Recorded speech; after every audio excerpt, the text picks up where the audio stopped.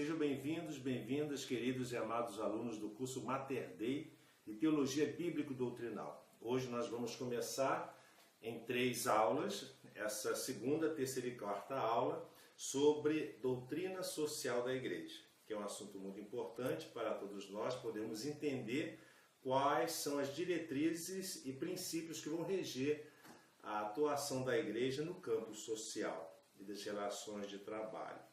Vamos então, como sempre nós fazemos, iniciando as nossas aulas, pedindo as luzes do Espírito Santo. Em nome do Pai, do Filho e do Espírito Santo. Amém.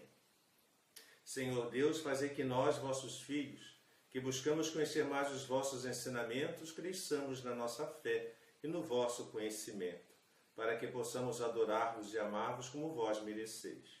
Por nosso Senhor Jesus Cristo, vosso Filho, na unidade do Espírito Santo. Amém. Em nome do Pai, do Filho e do Espírito Santo. Amém. Para falar sobre doutrina social da Igreja, é necessário que nós tenhamos o conceito e a natureza do que seja a doutrina social da Igreja. Bem, a doutrina social da Igreja, a doutrina, ou seja, o acervo, todos os ensinamentos sociais da Igreja, é o conjunto dos ensinamentos contidos na doutrina da Igreja Católica e no magistério da Igreja Católica. Então é um conjunto de todos os ensinamentos que estão na doutrina da Igreja Católica e no magistério da Igreja Católica. Constante de quê? De numerosas encíclicas, documentos papais e pronunciamentos dos papas inseridos na tradição multissecular e que tem suas origens nos primórdios do cristianismo. Qual a finalidade da doutrina social da Igreja?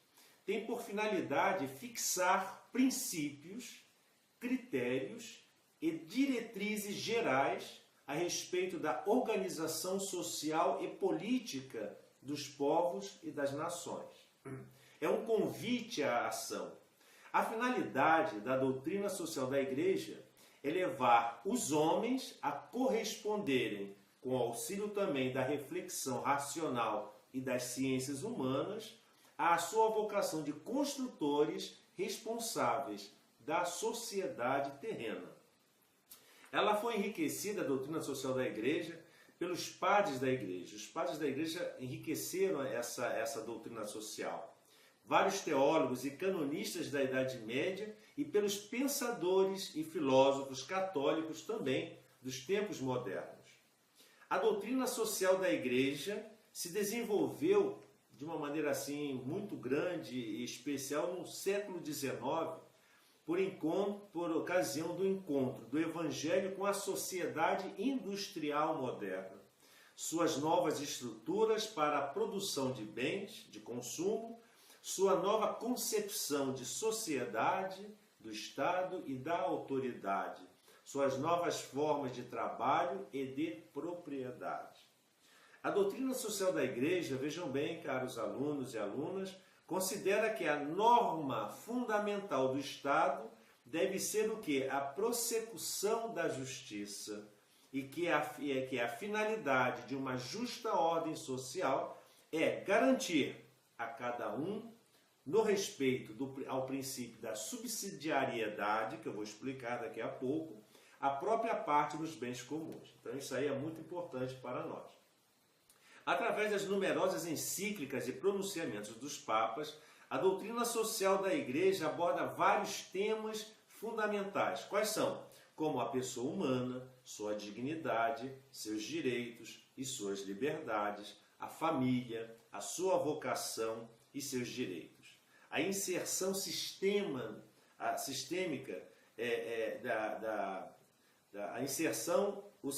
do sistema econômico e a iniciativa privada, o papel do Estado, o trabalho humano e a comunidade política, o bem comum e a sua promoção no respeito dos princípios da solidariedade e da subsidiariedade, o destino universal dos bens da natureza e o cuidado com a sua preservação e defesa do meio ambiente, o desenvolvimento integral de cada pessoa e dos povos, o primado da justiça e da caridade.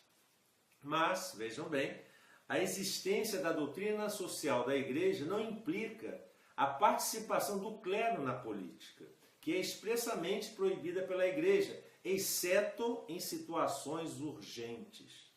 Isto porque a missão de melhorar e animar as realidades temporais, nomeadamente através da participação cívica política, é destinada aos leigos. Logo, a hierarquia eclesiástica não está no negócio de formar ou dirigir governos, nem de escolher regimes políticos. Ela está apenas no negócio de formar o tipo de pessoa que consegue formar e dirigir os governos, nos quais a liberdade leva à genuína realização humana. E quais são os documentos, então, que fundamentam a doutrina social da Igreja? Bem, essa expressão designa o conjunto, portanto, de ensinamentos escritos em mensagens, como cartas, encíclicas, exortações, pronunciamentos, declarações, que compõem o pensamento do magistério da Igreja Católica a respeito da chamada questão social. Os principais documentos da doutrina social da Igreja são as encíclicas sociais dos papas, desde Leão XIII, em 1891.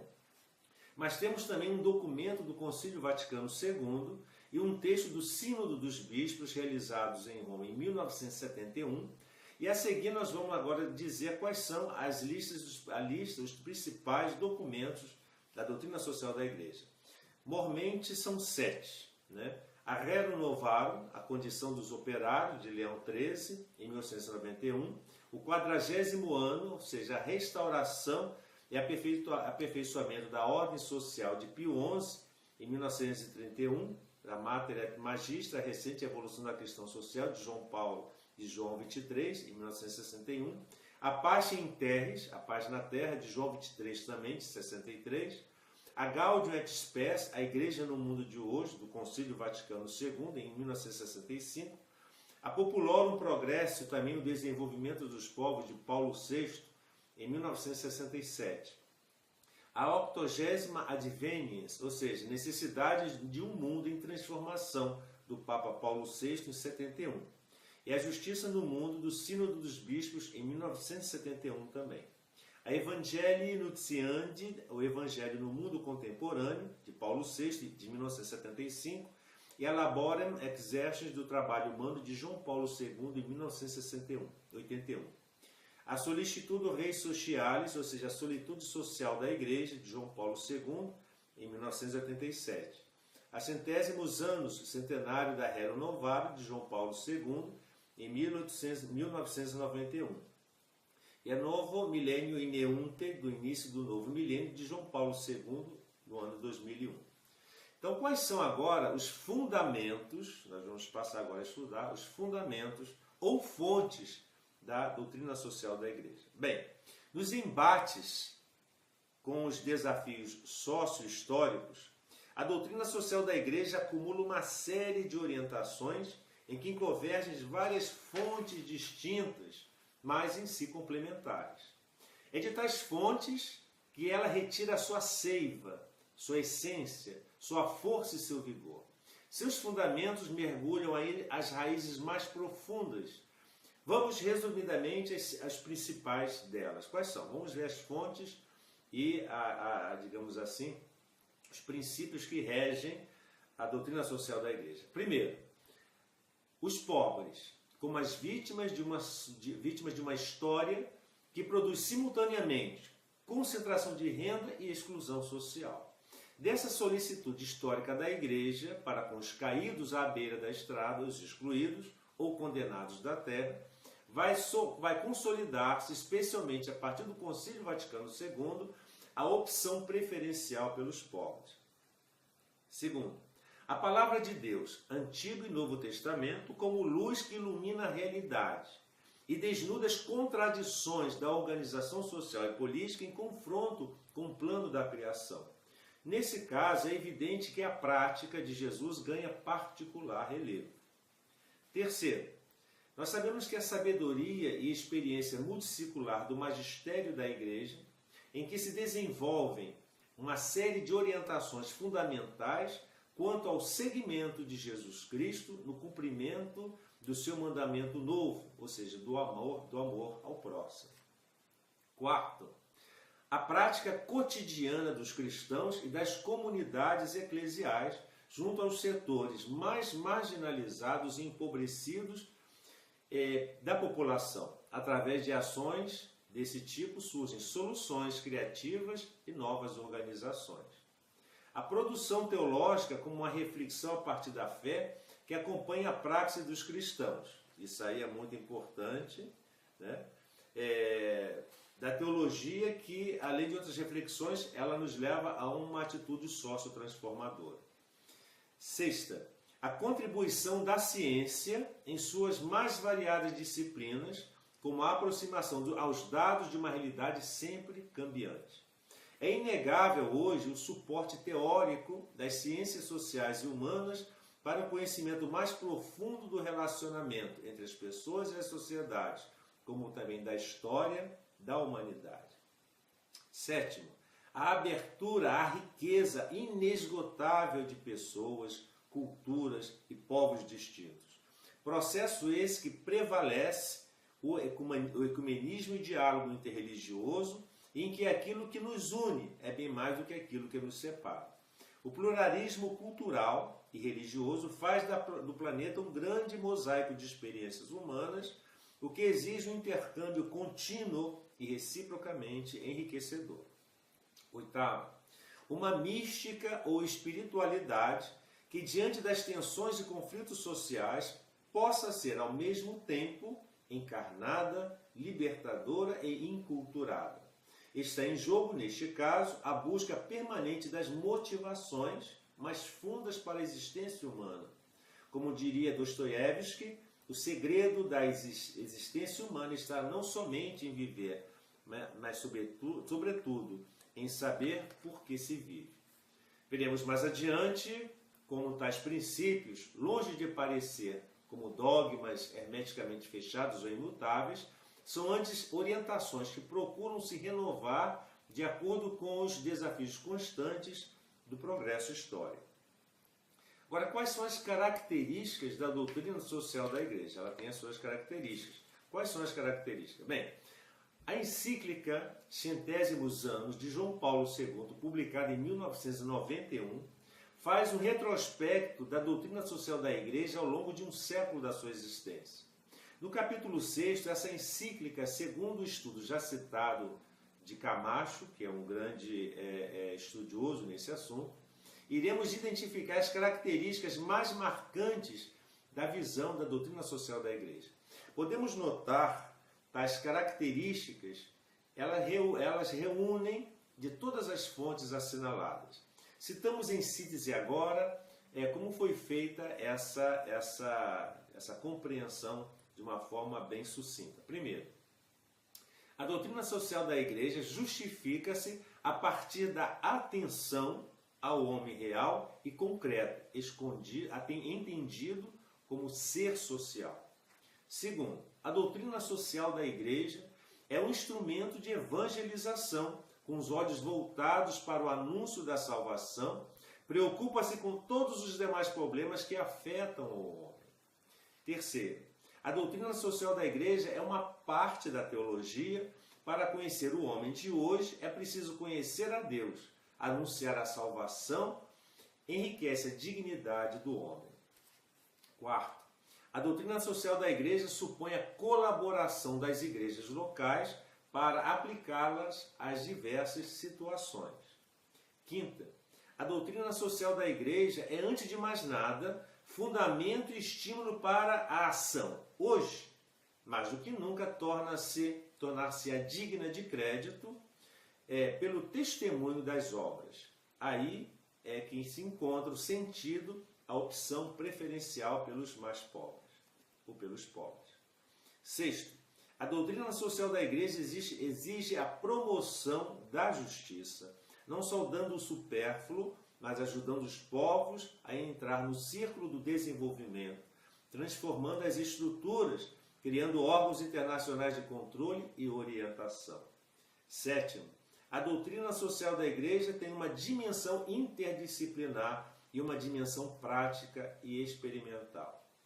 Oitavo, a doutrina social da Igreja exige a colaboração de todos para ser posta em prática das igrejas cristãs, das religiões em geral, de todos os homens de boa vontade. Nona, a doutrina social da igreja vem mantendo uma constante ao longo desses 100 anos. Qual é essa constante? Sempre a defesa do homem. Agora, quais são os princípios fundamentais que regem a doutrina social da igreja? Bem, são princípios básicos em que se condensa a doutrina social da igreja. Então vamos ver agora quais são esses princípios. Primeiro, o princípio da dignidade da pessoa humana como criatura à imagem de Deus e a igual dignidade de todas as pessoas. Segundo, o princípio de respeito à vida humana. Terceiro, o princípio de associação. Quarto, o princípio de participação. Quinto, a opção preferencial pelos pobres. Sexto, o princípio da solidariedade. Sétimo, o princípio da subsidiariedade. Oitavo, princípio do bem comum. 9. Princípio da destinação universal dos bens.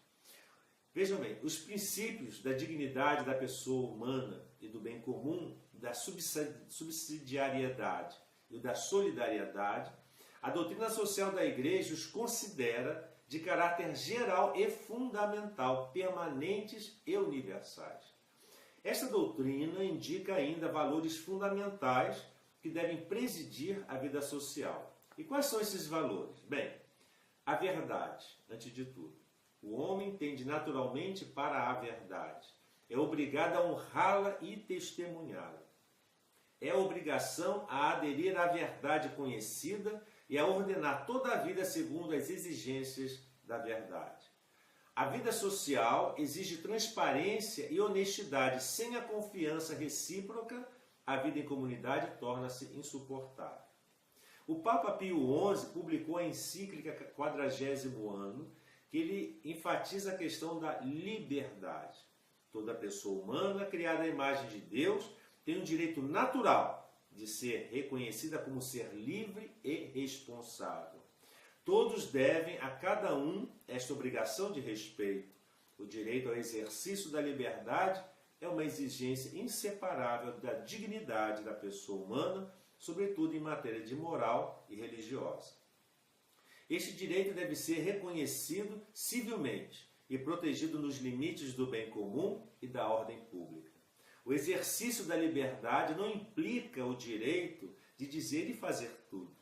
É falso pretender que o homem, sujeito da liberdade, se baste a si mesmo, tendo por fim a satisfação do seu próprio interesse no gozo dos bens terrenos. Outro princípio, da justiça, segundo São Tomás de Aquino, consiste na vontade perpétua e constante de dar a cada um o que lhe é devido. A justiça, contudo, não é uma simples convenção humana, porque o que é justo não é originalmente determinado pela lei, mas pela identidade profunda do ser humano. Aqui reafirma o direito natural como sinônimo de respeito à dignidade da pessoa humana, sob uma ótica cristã de valores, como fundamento do direito positivo. Agora nós vamos ver o princípio do bem comum. Isso é muito importante. Vejam bem.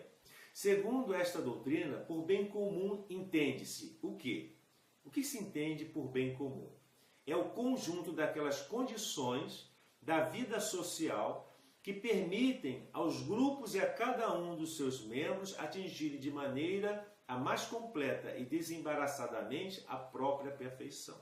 Então, é o conjunto de condições da vida social, né, que permitem que as pessoas, os grupos e seus membros atinjam de maneira mais completa e desembaraçada a perfeição. O bem comum é de responsabilidade não de alguns, mas é de todos. O bem comum empenha todos os membros da sociedade. Ninguém está escusado de colaborar de acordo com as próprias possibilidades na busca, na sua busca e no seu desenvolvimento do bem comum. Isso quem fala é João 23, em Mater et Magistra, e o Catecismo da Igreja Católica, no parágrafo 19 e 13. Mas o bem comum é a razão de ser da autoridade política E para assegurá-lo, o governo de cada país tem a tarefa específica de harmonizar com justiça os diversos interesses setoriais. O significado do bem comum vai além do simples bem-estar econômico e considera a finalização transcendente do fim do homem, do ser humano. Tem que considerar a finalização transcendente do ser humano. Ela não se esgota no material, no terreno. O que é o princípio da subsidiariedade? Bem, o princípio da subsidiariedade é realçado na encíclica 40º Anno de Pio XI. Por este princípio, deve-se respeitar a liberdade e proteger a vitalidade dos corpos sociais intermédios, por exemplo, a família, grupos, associações, entidades culturais, econômicas, ONGs e outras que são formadas espontaneamente no seio da sociedade. Não deve o Estado interferir no corpo social e na sociedade civil além do necessário.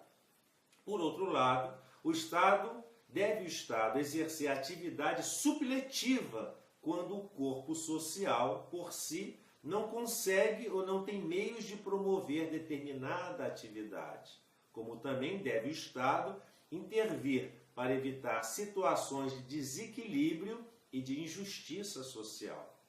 Este princípio se opõe às formas de centralização, burocratização, assistencialismo e de presença desnecessária e injustificada do Estado e do aparelho estatal no meio da sociedade civil. O Papa João Paulo II, na sua encíclica Centésimos Anos, afirmou, abre aspas, ao intervir diretamente e responsabilizando a sociedade, o Estado assistencial provoca a perda de energias humanas e o aumento exagerado do setor estatal, dominando mais por lógicas burocráticas do que pela preocupação de servir os usuários com um acréscimo enorme de despesas. Fecham aspas. Vejam bem, não admitir ou admitir de forma inadequada a liberdade de iniciativa privada, econômica e os monopólios desnecessários e injustificados concorrem para desrespeitar este princípio da subsidiariedade.